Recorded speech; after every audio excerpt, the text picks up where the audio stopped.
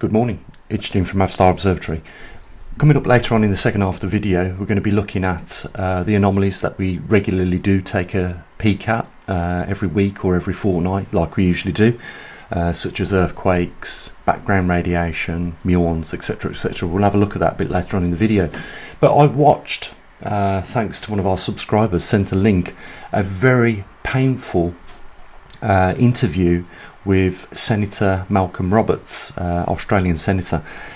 He was being interviewed by this guy Tom on behalf of Sky News, so one of Rupert Murdoch's clan. Should we just say that for a start? The point is that this interview was so rude to Senator Roberts, and was not prepared to listen to any of the facts that he was presenting, and pretty much talked all over him. But if you just look at this video on YouTube, you'll see that the comments made on this video was highly supportive of Malcolm Roberts.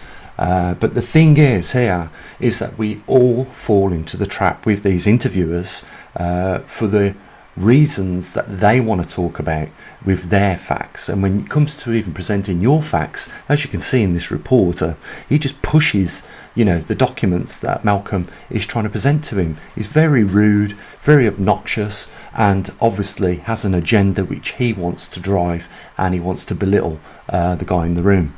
So there's a very simple way of dealing with these climate skeptics that are trying to accuse carbon dioxide of causing global warming, and we're going to go through that right now. But before we do, super big thank you to the few people, and it is always the few people that help and put a little bit of support our way to keep what we're doing going. Now guys, we couldn't be any more in need of support at this observatory. We're nowhere near clearing off the deficit that we've got, that we've ran up in this pandemic over the last 19 months, and it's becoming a struggle to even keep a monthly amount of money coming in, to keep the observatory running. All I can say is that the links are there. We've got the equipment here at the observatory to do what we do best, and we're trying to fight a almost unwinnable battle here with trying to present the truth to things like CO2. We're in the middle of a magnetic pole reversal. We're approaching a very peculiar time where we could be seeing rapid movements of the magnetic north poles, and we need to do a little bit more. So if I can just encourage a few people, I know it takes a little bit of effort to fill out your details to make a donation to the observatory, but guys, in this day and age, and with what all is going on, including the trespassing against our freedoms of human rights, being victimized for coming out of the darkness with the truth, they are out to get us. Obviously £100 trillion or dollars is one hell of a lot of money, and what they want to do with that money is wax themselves rich with it, give the contracts and lucratives to their friends, and in some ways back, it's going to go there, then it's going to come back into their own pockets. And then in a couple of years time, when the temperature does go down and we start to merge back into a glacial period, guess what they're going to say? We did it. That was what we raised that 100 trillion for. But you know what? If you look in the historical records, we were already heading into a glacial period to start with. They just needed a boogeyman in the room to blame and a reason to raise the taxes. And guess what? They slammed CO2 with that tag. That is their bogeyman. All we need to do is just disprove what they're saying, and it's very easy. The thing is, I think that what they've done here is they have stepped into a scientific area where there are plenty of scientists out there that know the truth and can easily disprove them. But the problem is that the general public aren't scientists and don't understand all the technical stuff in the background with it. So it's a good job that people like me and a few other scientists and senators like Malcolm Roberts are prepared to come out and tell the truth. And therefore, at the end of the day, the more people that come out, the more money we can save us all in the long run. Now, if you don't think 100 trillion is going to have a dent in your pocket with regards to what's going on, then you need to think again, because 100 trillion isn't a small amount of money. That's going to require a global effort, and it's not just the private sector that it's going to affect, because whatever sector is setting up in gathering the monies for these governments around the world, inevitably you are going to be purchasing stuff off these manufacturers, so the prices are going to be reflected in the product end price, and that is the price that you pay. So it affects us all. Everybody really needs to understand that. So I just want to show you how to overcome these skeptics and interviewers like this in a flash. Let's just deal with the principle of the argument that CO2 does not cause global warming, and if we can just drive that around very quickly, don't get into any other argument with them about how the temperature's been recorded, where it's been recorded, and what sort of Stevenson screen they're using. Don't even get into that. Stick with carbon dioxide, and you don't need to do anything else, and this is how you just present your evidence. So the question you need to really ask these skeptics or these interviewers is one thing. When you finally have the opportunity to speak, just say to them, do you think that carbon monoxide has changed in its molecular form over the last 400,000 years? Is the carbon monoxide molecule the same beast what we have today?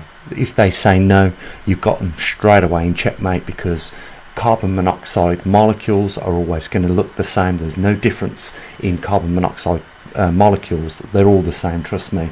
You have valences of carbon, which is 4, which just means it's got 4 bonding sites, and oxygen has a valency of 2, which means it's got 2 bonding sites. So if you've got a carbon monoxide with 4, you can see that it will knit perfectly and satisfy its valence with 2 oxygen molecules.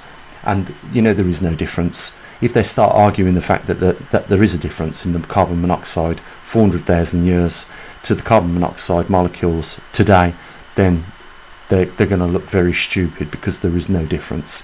The molecules are exactly the same, the valences are the same, and you will win them on that argument straight away. But we're going to draw them into this point here, because when we look in the history of climate records and CO2 records, which we're going to get up now for you, we'll see that carbon doesn't affect the temperature in any way. So all you really need to do is show them a chart like this, because there is no difference in the molecules of CO2 225,000 years ago, or 250,000 years ago, or 325,000 years ago, or 400,000 years ago, when we was in the interglacial periods. We're in an interglacial period now. We're about to go into a glacial period, as you guys know, but let's just go back 125,000 years, look at the temperature, look at CO2. We know already, but by looking at this, temperature is the one that increases first, but they want to admit that in any case. But regardless, if they want to say CO2 is the thing that drives up temperature, then we just go back 125,000 years, not a couple of hundred years like they want to, because they've cherry picked the data from that point where it shows temperature rising with a rise in CO2. Is we go back into the historical records, because the further back you go in the historical records, the more information you get. And now this is like if you was in court presenting your argument to the judge, and you wanted to use, say, past cases as examples of what has happened in similar circumstances. You'd go obviously into the history to get those case studies to support your claim in court. This is the exact same thing you do. You go back into the historical records and you look at what temperature was doing alongside CO2. So we've just chosen the 125,000 year interglacial period where temperature was at its highest. We could have chosen the one before that, or the one before that, or even the one before that. We'll just focus on this one, because in every example we go back in interglacial periods, CO2, as you can see, always rises. But CO2 rises after temperature increases, and as we talked, once it starts to get above -6, more CO2 is released. If it gets a little bit warmer, even more CO2 is released. But it is not what is driving climate in regards of temperature. So we go back 125,000 years, we look at what the maximum temperature was during the interglacial period. We can see it was just below 3 degrees Celsius. So then we compare the CO2 levels at that point in time, and you can see they're around about 275, 280 parts per million.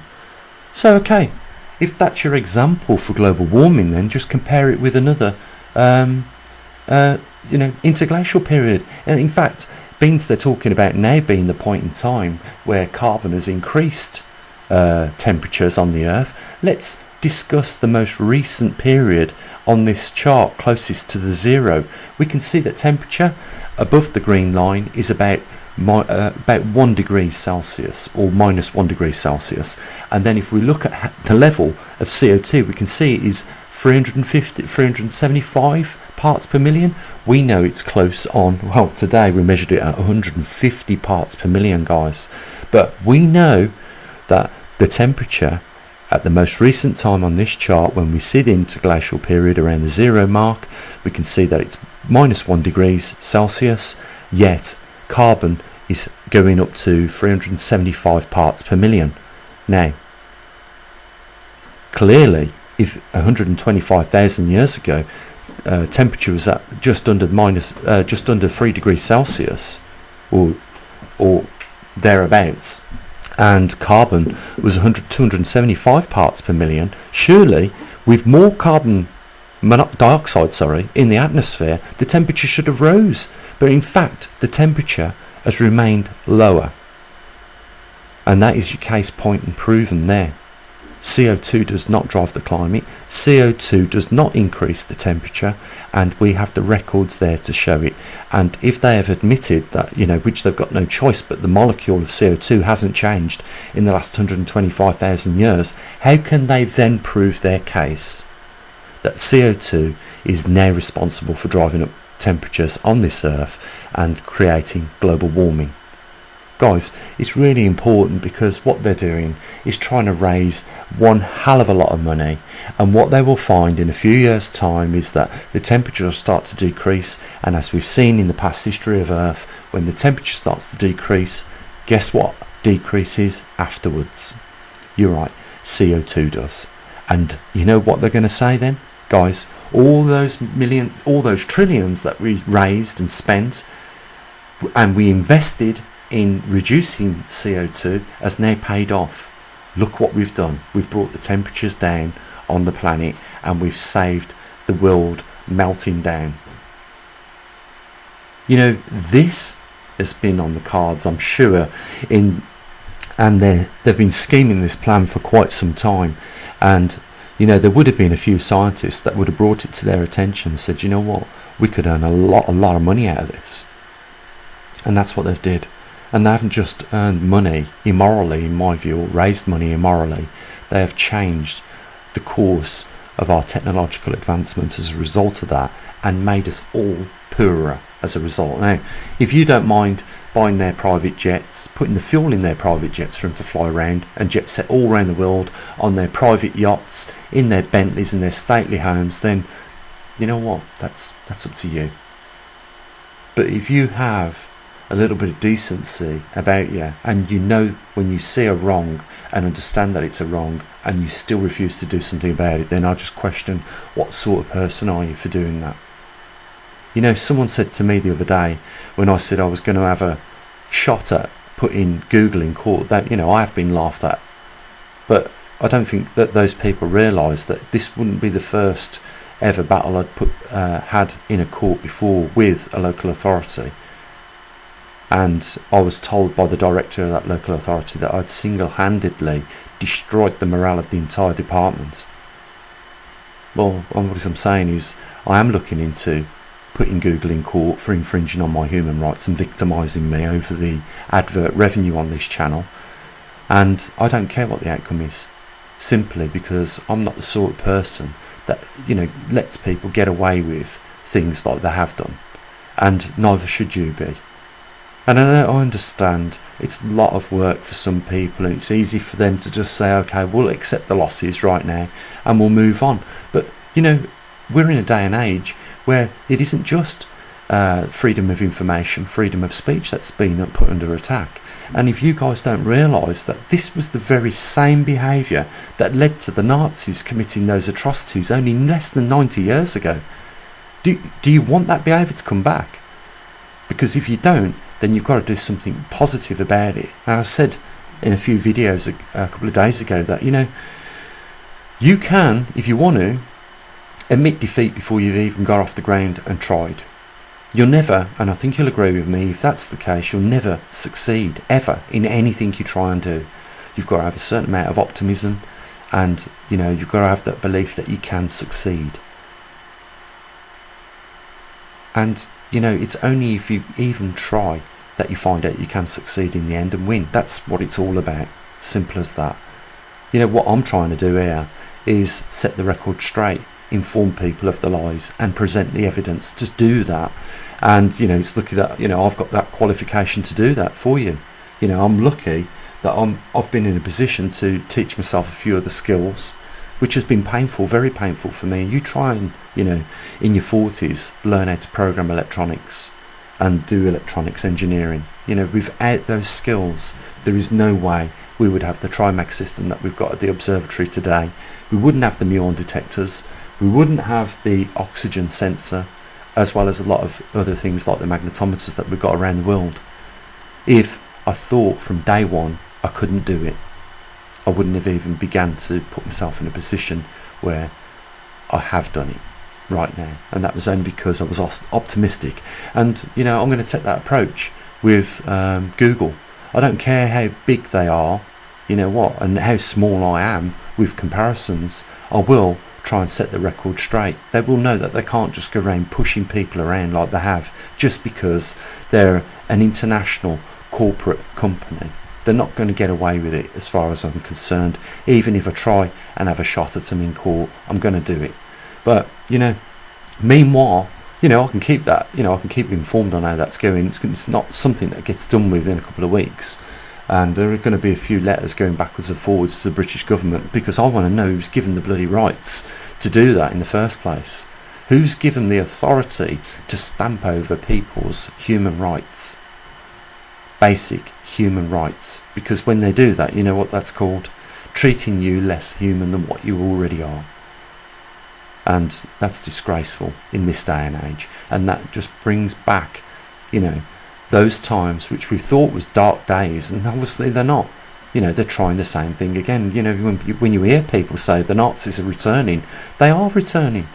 You know, first of all, you see the behaviour, and we've seen this before. You know, how many people have got to quote that saying? First they burn the books, then they start burning bodies. How close are we for them to start burning bodies right now and destroying people's lives when they can, you know, shut off revenue, which they're entitled to? Anyhow, guys, the Earth Health at a glance is coming up in the next part of this, but I just thought I'd clear up how to tackle these interviewers for anyone else that's out there who's interested in having a go at them. You know, it's down to one thing: CO2, nothing else. Stick with CO2.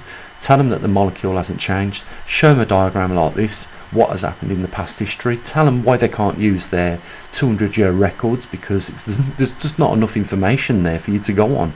You know, they've completely omitted the medieval warm period, the Roman warm period, the Egyptian warm period, the Younger Dryas, and the last interglacial period that we went through, let alone the 3 that was before the last one. So what the hell is going on? We know it's a scam. It's been proven. You know, they accused me on this channel of being a climate denier. I am nothing of the sort. I do completely understand that in the last 30 years the climate has taken some drastic changes on our planet, and that is evident for anyone to see. I'm just saying it's got nothing to do with CO2, and it was because I said that we had our monetised and withdrawn from the channel.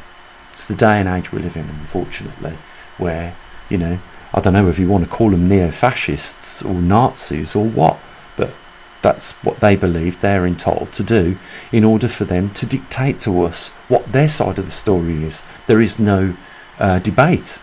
They won't even allow it. And yet this is a scientific fact. So, let's get on with the Earth Health at a glance. So because the video is getting on for 20 minutes, I don't want to keep you more than I should necessarily, but I just wanted to show you there has been a few changes, the anomalies that we've been looking at, including CO2. Obviously it was at 405 parts per million about 2 weeks ago. It's now gone up to 450. There is a fluctuation, and even at 450 parts per million, nothing to worry about. CO2 does cluster in areas all over this world. CO2 over the the rainforest is higher sometimes than what it is over the industrial city of China. So it gives you an idea of how it changes. Atmospheric oxygen at 20.85 at 20.86. There's the latest from the last pinpoint location of the magnetic North Pole in latitude and longitude. If you want to put that on your Google Earth, you can. Then we've got background radiation at 00.414 microsieverts. There are 29 volcanoes in eruption, which is up a couple from last time we took a measurement of that. We've got the latest earthquake, 6.1 in southern Iran. The muons per square meter per hour, in the UK is at 532, and over in Canada it's at 825. There are 2 visible sunspots on the disk at the moment, leaving the geomagnetic field quiet, along with solar X-rays normal, and as you know, the jet streams are unstable, and you can see our global magnetometers and the conditions of the different regions that we monitor over there. Hong Kong stable, Canada unstable because it's one of the lowest magnetic regions on our planet at the moment, other than the South Atlantic anomaly. Then we've got the Gold Coast, Australia stable, Perth, Australia stable, and Tucson, Arizona stable, leaving a total magnetosphere strength of 50 microteslas. Guys, there's an archive on the website of all the past Earth alpha glances that we've done. Please feel free to go over to that. You can have a look at the archive and see how these things change from week to week. It'll give you an idea of really how stable our Earth is, with the exception of a couple of anomalies, such as the jet streams have changed, which has changed the climate, and we are in a magnetic pole reversal. Guys, there's a link down there if you want to help support us, what we do at the observatory. It would be great to get some support. It'd be a crying shame if things continue like this. We've got a deadline of January where things have got to dramatically change. I don't want to change the way we deliver the service to you guys, and I'm sure you want to keep in the know of what's going on around your world. Well, why not support an observatory that don't just talk about these anomalies, don't just cherry pick data from news headlines here and there. We actually have the equipment to support and do things on a scientific platform here, and do it scientifically by taking real recordings by the machines. One of the machines we got takes a recording every 3 seconds. That's over 500,000 readings we get every single month on the position of the magnetic North Pole. As you know, it's the TriMag system that we've got, as well as other magnetometers and muon detectors around the world now, and we want to expand. We don't want to come reducing what we do. We want to push it that little bit further, and the more information we get, the more we will all be in a clear situation in the future to make some predictions, and hopefully those predictions that we make might help you, your families and your loved ones be in a better position to deal with these times when they come. So links down there if you want to help support an observatory at the end of the day. Guys, I'll say what I usually do. You have an amazing day, take care of your loved ones, and as always, bye for now.